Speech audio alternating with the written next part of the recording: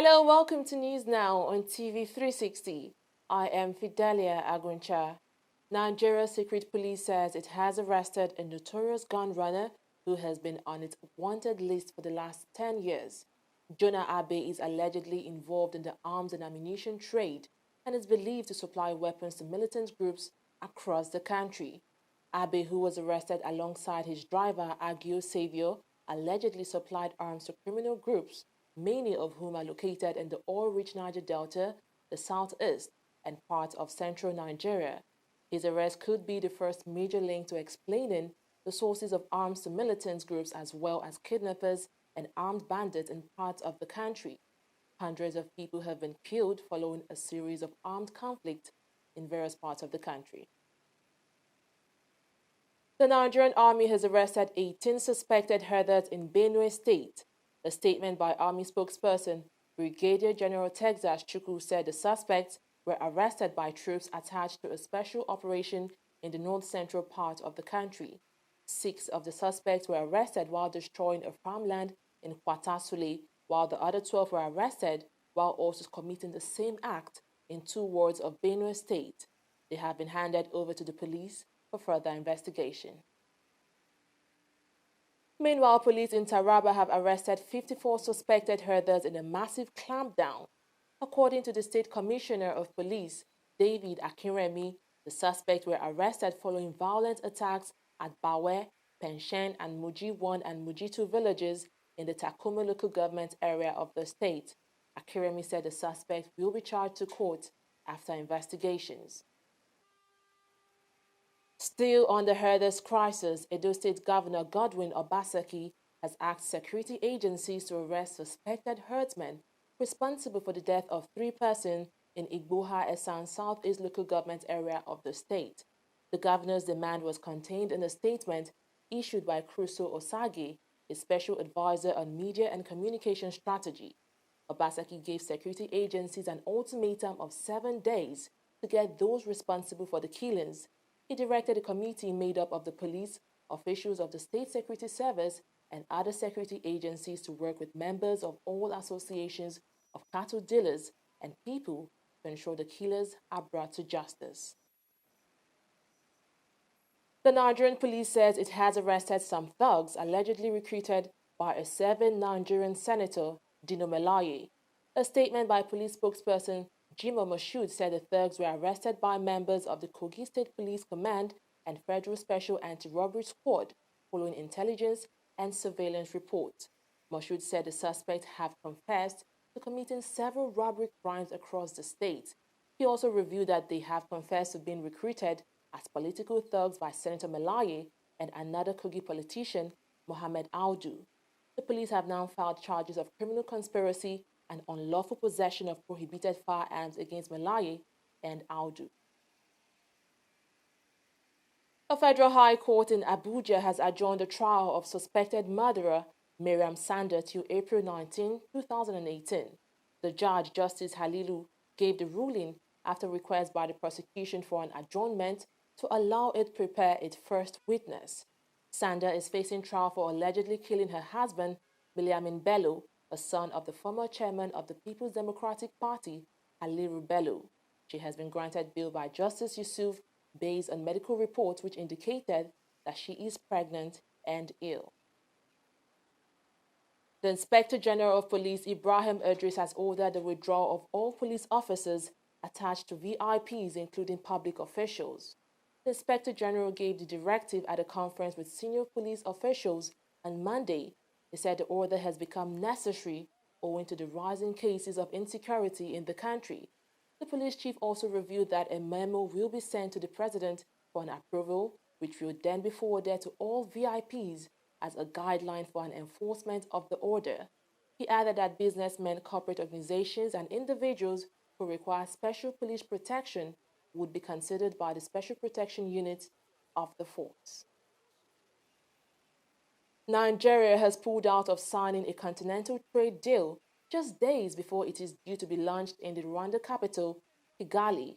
The African Continental Free Trade Area Treaty would remove trade barriers and eventually allow free movements, creating a common market across the continent, much like the European Union.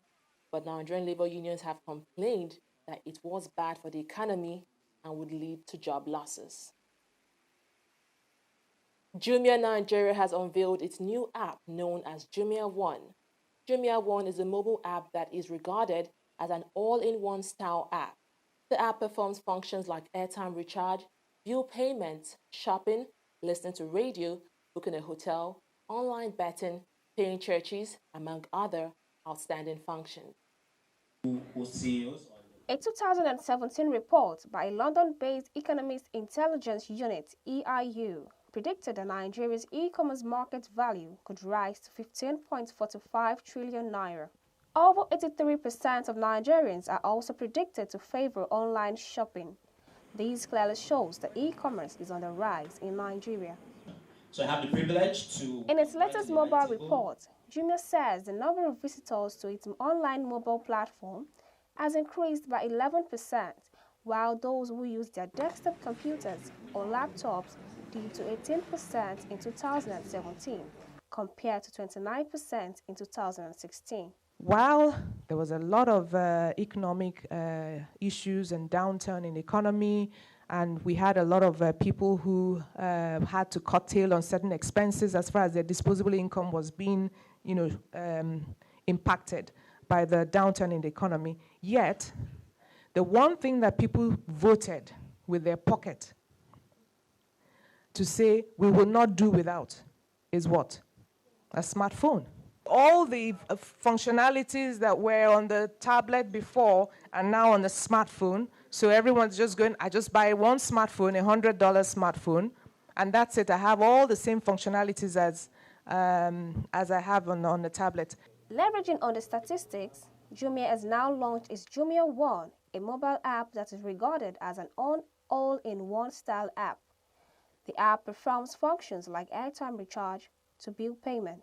Many reasons, but I would maybe mention 3 of them. First one, they can, just by installing the app on their phone, buying airtime very easily in a few clicks and getting unlimited cashback. Every time you buy airtime on Jumia One, you get 5% cashback. Okay, you can use on your next purchase. This is the first reason. Second reason, you can pay for your bills, electricity bills, TV bills, DSTV bills, even you can pay for your church. The 2018 Mobile Week holds from March 19, 2018 to March 25, 2018.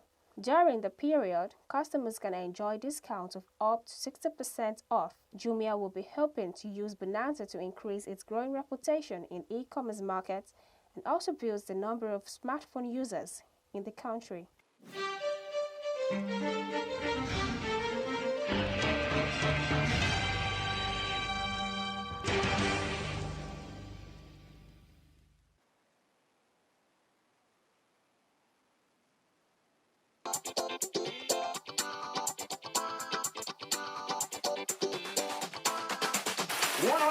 People to get only 10 people to register to vote, 10 new voters. Each of us standing here today, when you get back home, when you get to your place of work, your school, try and get 10 new people that do not have their PPC to register to vote. We're going to take on our website onevoice.ng. Please go there, give us the information. If you get 10 people to vote, then you're amongst us.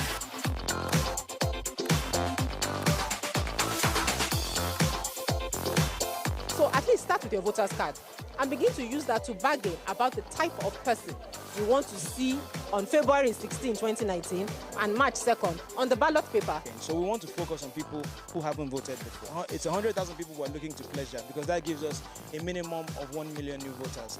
Instead of to say, my vote no go count now, try vote first, maybe see whether it will count, Corruption not in my country.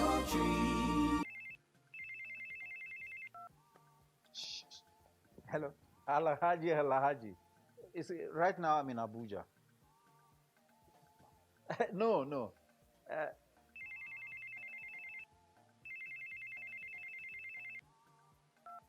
Hello, Adamu.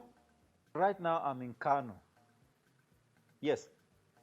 When I get back, I will just call you. Look, what is wrong with you? I'm talking on the phone and you are gesticulating and doing. What's wrong with you? Daddy, where exactly are we as we speak? Are you alright? This is Lagos. Well, you just lied to someone that we're in Abuja. Keep quiet. Who told you you can tell an elderly person is lying? Daddy, you just lied. And by lying, you're raising corrupt children for the future of Nigeria. That is corruption, not in my country. Corruption not in my country.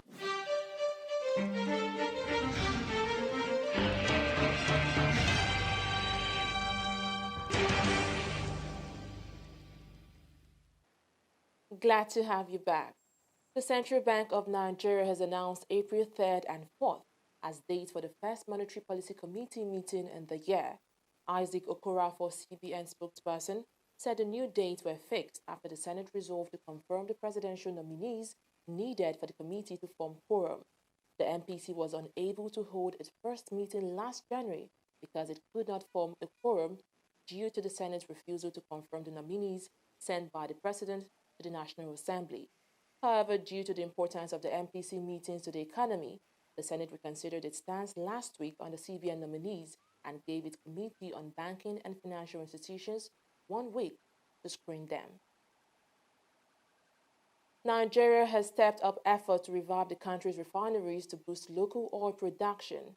The Group Managing Director, Nigerian National Petroleum Corporation, Mike Baru, has assured that the oil firm is currently searching for the best funding options to adopt for the overhaul of the nation's refineries.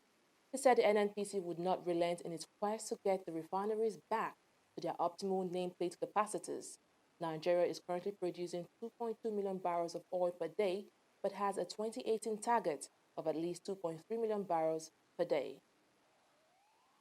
Meanwhile, global oil prices fell on Monday as increased drilling in the United States pointed to more output, raising concerns about a return of oversupply. U.S. crude futures were at $62.14 a barrel, while Brent crude futures were at $65.99 per barrel, down by 22 cents. Monday's price fall in part reversed increases last Friday, which came on concerns over tensions in the Middle East. Zimbabwe's President Emerson Mnangagwa said on Monday companies and individuals had returned $591 million in funds illegally stashed abroad after a 90-day amnesty to bring back the money expired last week. He, however, noted $827 million was still outstanding. After taking office last year, Mnangagwa gave individuals and companies 90 days to give up the fund. He has warned that those who fail to comply are at risk of prosecution.